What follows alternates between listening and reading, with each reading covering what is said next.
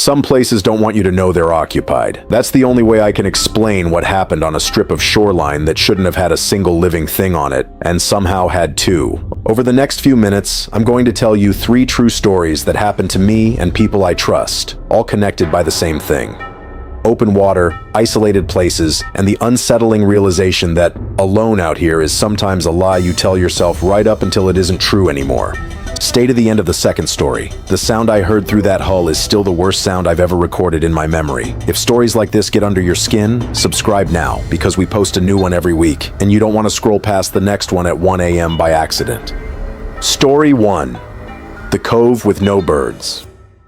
I grew up on a lake most people have never heard of, which is exactly how the locals like it. My best friend since middle school, Adam, had a family cabin on the water, and his uncle kept an old pontoon boat docked behind it that we were basically allowed to use whenever we wanted, as long as we didn't sink it. We spent every summer of our teenage years on that boat, learning the lake the way some kids learn a neighborhood, by feel, by memory, by the shape of the shoreline against the sky at dusk. Somewhere around age 15, we found a cove tucked behind a rock outcropping that wasn't on any map we ever saw. Not the county survey, not the fishing charts Adam's uncle kept rolled up in a tube by the door. You had to know exactly where to cut the wheel, or you'd miss the opening entirely. From open water, it just looked like solid granite. Inside was a narrow crescent of gray sand, maybe 60 yards long, backed by a wall of dense pine that climbed straight up a hillside so steep it felt like a wall closing you in. We called it the Pocket. For 6 years, it was ours, and only ours. We never once, in all that time, ran into another boat inside it. Here's the detail that used to just be a fun fact we told people, and now makes my stomach turn every time I think about it. There was nothing alive in that cove. No birds, no squirrels, no bugs even, which if you've ever spent a summer evening near still water, you know is basically impossible. We used to joke that the Pocket was allergic to wildlife. We had zero reason to think it meant anything. The summer after we graduated college, Adam wanted to do something we'd somehow never done in 6 years of going there. Spend the night. He'd just started dating a girl named Priya, and he wanted to bring her along with 3 other friends for one last cove trip before everybody scattered for jobs in different states. It felt like the right way to close the chapter, a kind of goodbye to the place that had basically raised us. 7 of us packed onto that pontoon with sleeping bags, a cooler, and a Bluetooth speaker, and we pulled into the Pocket, right as the sun was starting to dip behind the tree line, throwing that heavy orange light across the water that makes everything look briefly beautiful and briefly unfamiliar at the same time. The first few hours were perfect. We grilled, we swam, we told Adam and Priya every embarrassing story we had about each other. Somewhere around 11, the fire had burned down to just coals, and the group had gotten quiet in that comfortable, sleepy way. That's when Priya asked if anyone else could hear something in the tree line above the beach. Nobody had. But once she said it, everyone stopped talking, the way a group does when one nervous voice gives everyone else permission to admit they'd been thinking the same thing. And then I heard it too, a low dragging sound, like something heavy being pulled slowly across dry pine needles, coming from somewhere above the tree line where the slope leveled off into shadow. It stopped as soon as I focused on it, which somehow felt worse than if it had kept going. Adam laughed it off, said it was probably a raccoon, and I reminded him out loud, in front of everyone, which in hindsight was a mistake, that we had never once seen an animal in that cove. Not one. In 6 years. No droppings, no tracks in the sand, nothing. Priya's face changed when I said that, like something had just clicked into place that she didn't like. For the next 20 minutes, the group tried to talk normally, but everyone kept glancing at the tree line. Then the dragging sound came again, closer, and this time it didn't stop when we went quiet. My friend Marcus grabbed the big flashlight from the boat's dry box and swept it slowly across the tree line, more to prove a point than out of real fear. The beam passed over 2 shapes standing just inside the pines, maybe 20 feet up the slope. Not animals. Upright. Still. Priya screamed before any of us said a word, which is how I know we all saw the same thing at the same time. Marcus's hand shook so badly the light slid off them, and by the time he brought it back, the spot was empty. We didn't run, but we didn't sit back down either. Everyone had gravitated closer to the fire without seeming to decide to, the way people cluster together without a word when something feels wrong. Adam, trying to be the responsible one, called out into the trees, telling whoever it was that this was private property and they needed to leave, his voice cracking slightly in a way I'd never heard from him before.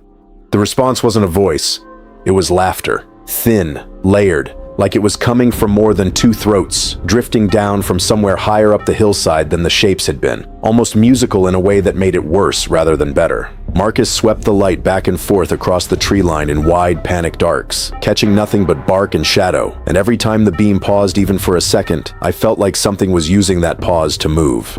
We started breaking camp in about 90 seconds flat. While we were dragging sleeping bags toward the water, Priya grabbed my arm hard enough to bruise it and pointed down the beach, away from where we'd seen anything. Standing at the far edge of the cove, half in the water, was a third shape, smaller, maybe child-sized, just standing perfectly still, facing us. Adam was the last one wading out to the boat.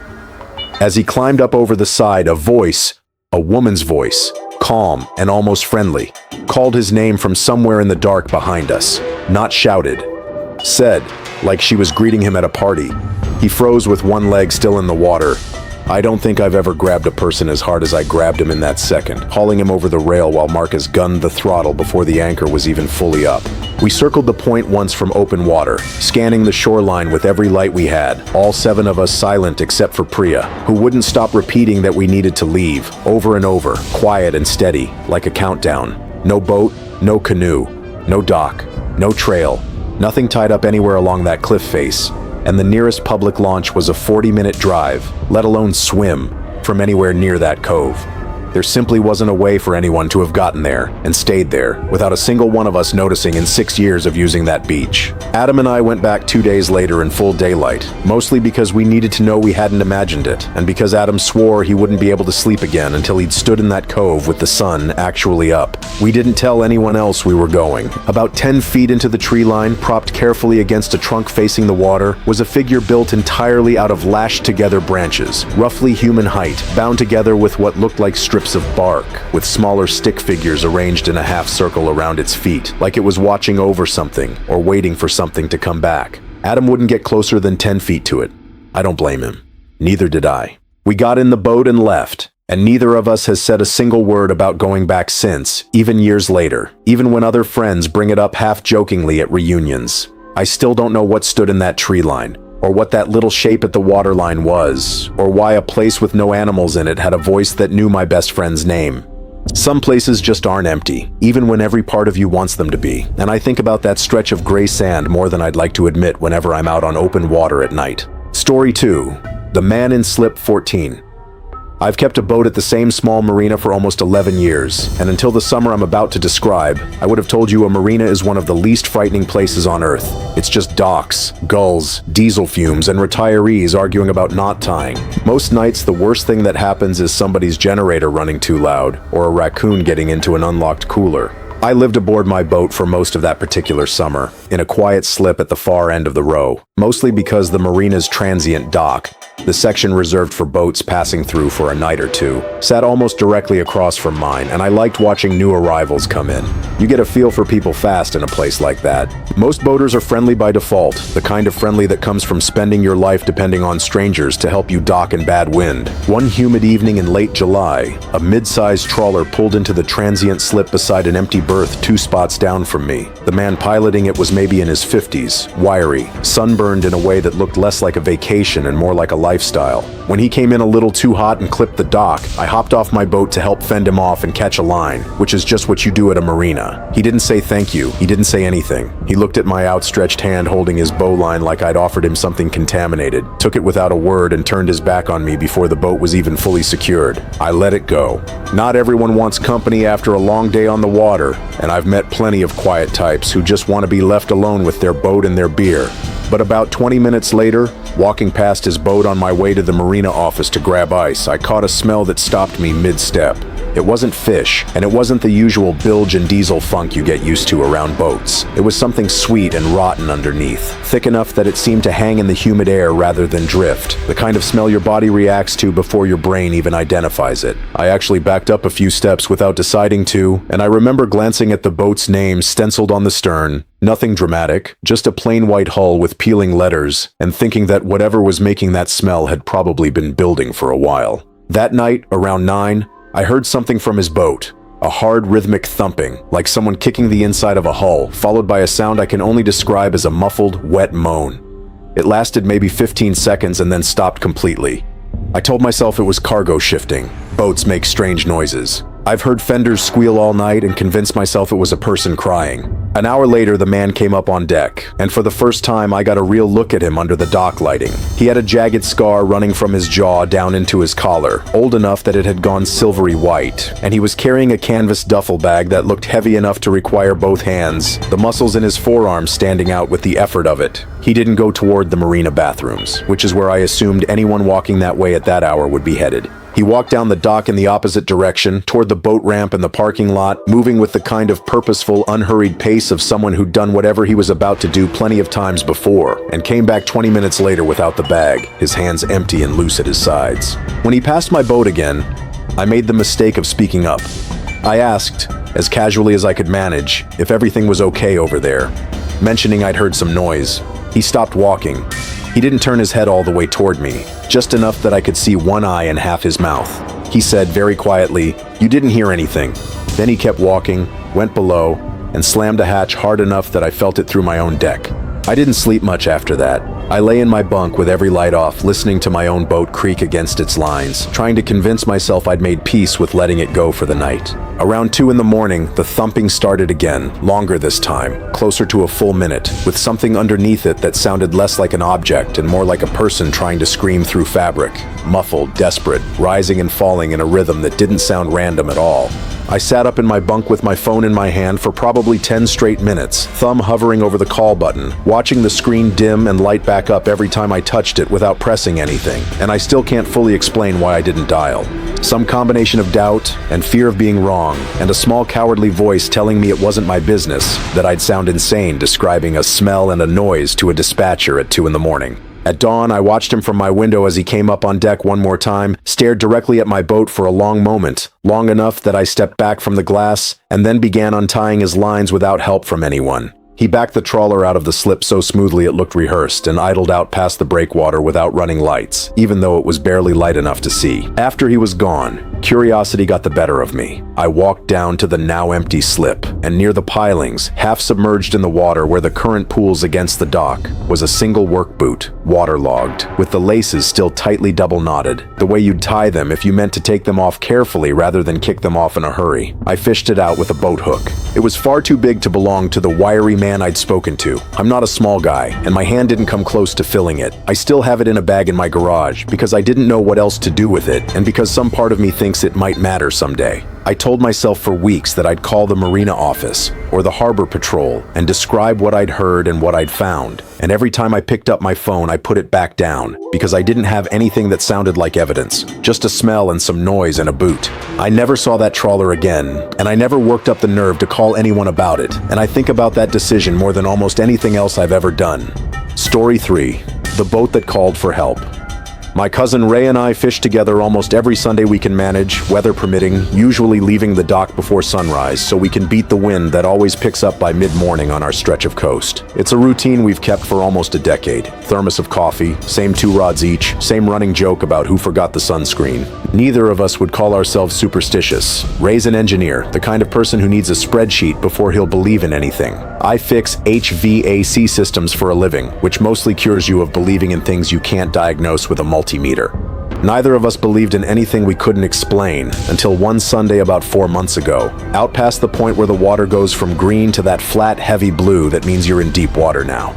We were maybe 2 miles offshore when Ray cut the engine and just stared at something on the horizon. I followed his eye line and saw a mid-sized sport fisher, engine off, sitting dead still in the water with nobody visible on deck. As we idled closer, I noticed a bright orange flag clipped to the outrigger, snapping hard in the wind. A distress flag, the kind you're legally required to fly if you need help and can't reach anyone by radio. We circled once, calling out, and got nothing back. No wave, no voice, no movement. Ray didn't want to get close. Said something felt wrong about a boat that nice, just sitting there silent. But distress flags aren't something you're allowed to ignore, legally or otherwise. I told him I'd go aboard and check while he kept our boat close enough to grab me if something went wrong. I climbed over the gunwale into a cockpit that looked like it had been abandoned mid-morning, not mid-crisis. 2 coffee cups sat in the rod holders, one of them still faintly warm when I touched the side of it with the back of my hand, which meant whoever poured it had done so within the last hour, not days ago like the boat's stillness suggested. A tackle box sat open with lures scattered across the deck like someone had knocked it over in a hurry, hooks glinting in the morning light.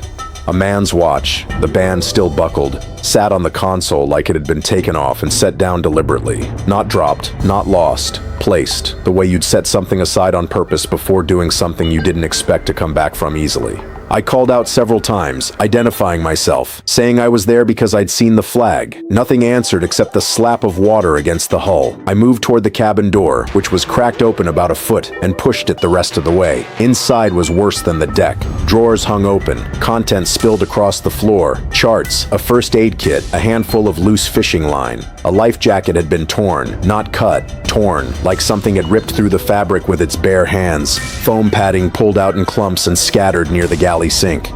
The cabin smelled faintly of salt and something else underneath it I couldn't place, something closer to whetstone than anything organic. And directly across from the door, wedged into the narrow bunk at the bow, was a shape under a heap of blankets that I initially mistook for stowed gear, motionless enough that I almost turned back toward the deck without checking it. The blankets moved. I froze in the doorway as they slid sideways and a woman sat up. Older, maybe 70, gaunt in a way that looked less like age and more like she hadn't eaten properly in days. Her eyes found mine immediately, and she didn't blink for what felt like an impossibly long time. I told her as calmly as I could manage that I'd seen her flag and that I was there to help. She said nothing. She simply watched me the way you'd watch something on the other side of glass at a zoo. I backed out of the cabin slowly, telling her I was going to get my cousin's boat closer so we could get her proper help. As I climbed back over the gunwale onto Ray's boat, I looked back, and she was already standing at the stern. I hadn't heard her move, hadn't heard a single footstep, reaching up to unclip the distress flag with slow, deliberate movements. Once it was free, she folded it, into a neat square, and set it on the deck. Then she looked directly at me one more time, turned, and walked back into the cabin without a sound. Ray had no cell signal that far out, so we ran closer to shore until his phone picked up 2 bars and called the Coast Guard, giving them our GPS coordinates and everything I'd seen. They told us to stay in the area if it was safe to do so, and that a boat was being dispatched. We circled for almost 40 minutes. The sport fisher never moved, never restarted its engine, and yet somewhere in that window, without either of us seeing it leave, it was simply gone. Not distant on the horizon. Gone. The way something is gone when you look away from it for 1 second too long. When the Coast Guard boat finally arrived, there was nothing on the water for a mile in any direction, and they had no record of a vessel matching that description reporting a distress call or being reported missing or existing in any database they searched. Ray has since started refusing to fish that stretch of water before sunrise, and honestly, I don't blame him. We asked around at the marina for weeks afterward, described the boat to anyone who'd listen, the make, the color, the outrigger, and nobody had ever seen it, nobody had heard of a missing vessel matching it, and no insurance claim ever surfaced that the Coast Guard officer could find when Ray followed up a month later. It's like it never existed at all, except that I can still describe the exact pattern of scratches on that console from memory. I keep thinking about the torn life jacket and the folded flag, and the woman who moved without making a single sound across a deck covered in loose gear, like her feet weren't quite making contact with it. I don't have a theory that makes me feel better. I just know that somewhere out past that horizon, something was flying a flag that meant help me, and whatever came up out of that cabin to answer for it wasn't asking for help at all. 3 different boats, 3 different years. The same feeling every time, that the water doesn't always tell you the truth about what's out there, and sometimes the thing flagging you down for help isn't the thing that needs rescuing. If any part of this made you want to check the lock on your own dock lines tonight, that's the reaction we're going for. We've got dozens more true stories just like these, and a new one drops every single week, so hit subscribe and turn on notifications now before you close this tab and forget, because the next story might be the one that finally convinces you these things aren't coincidences. See you in the next one.